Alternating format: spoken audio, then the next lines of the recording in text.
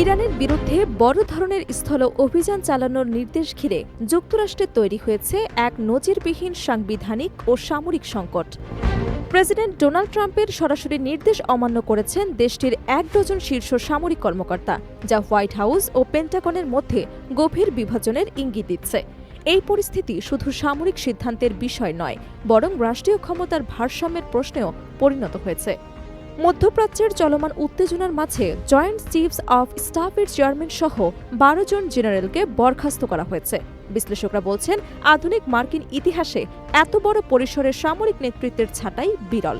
এই পদক্ষেপে স্পষ্ট হয়ে গেছে যে প্রেসিডেন্ট ডোনাল্ড ট্রাম্প নিজের সিদ্ধান্ত বাস্তবায়নে দৃঢ় এবং কঠোর অবস্থান নিয়েছেন। অন্যদিকে বরখাস্ত হওয়া জেনারেলদের অমান্য নিয়ে তীব্র বিতর্ক সৃষ্টি হয়েছে।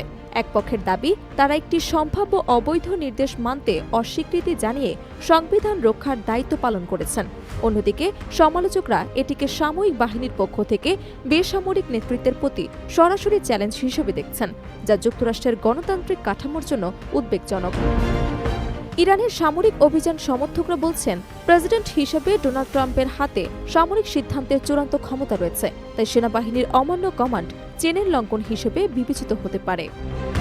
অন্যদিকে বিরোধীরা সতর্ক করছেন, এমন অভিযান পুরো মধ্যপ্রাচ্যে ভয়াবহ যুদ্ধের আগুন ছড়িয়ে দিতে পারে, যেখানে লাখো মানুষের প্রাণহানির ঝুঁকি রয়েছে। এই ঘটনার পর পেন্টাগনের চরম অস্থিরতা বিরাজ করছে। হঠাৎ করে শীর্ষ নেতৃত্বের পদগুলো শূন্য হয়ে যাওয়ায় সামরিক পরিকল্পনা ও চলমান অভিযানগুলোতে কী ধরনের প্রভাব পড়বে তা নিয়েও প্রশ্ন উঠেছে। আন্তর্জাতিক মহলেও উদ্বেগ সৃষ্টি হয়েছে, কারণ যুক্তরাষ্ট্রের অভ্যন্তরীণ এই দ্বন্দ্ব বৈশ্বিক নিরাপত্তার ওপর প্রভাব ফেলতে পারে। বিশ্লেষকরা বলছেন, এখন সবচেয়ে বড় প্রশ্ন হচ্ছে পরবর্তী পদক্ষেপে ডোনাল্ড ট্রাম্প কী করবেন। তিনি কি নতুন করে অনুগত সামরিক নেতৃত্ব গড়ে তুলে আরও কঠোর পথে হাঁটবেন, নাকি পরিস্থিতির সামাল দিতে কূটনৈতিক পথ বেছে নেবেন? মার্কিন ইতিহাসের এই অস্বাভাবিক মুহূর্ত এখন সবার নজর কেড়েছে। নিরীক্ষকরা মনে করছেন, এই সংকটের ফলাফল শুধু যুক্তরাষ্ট্রের অভ্যন্তরীণ রাজনীতিতেই সীমাবদ্ধ থাকবে না, বরং এটি মধ্যপ্রাচ্যের নিরাপত্তা পরিস্থিতি এবং আন্তর্জাতিক ভূ রাজনীতিতেও দীর্ঘমেয়াদী প্রভাব ফেলতে পারে।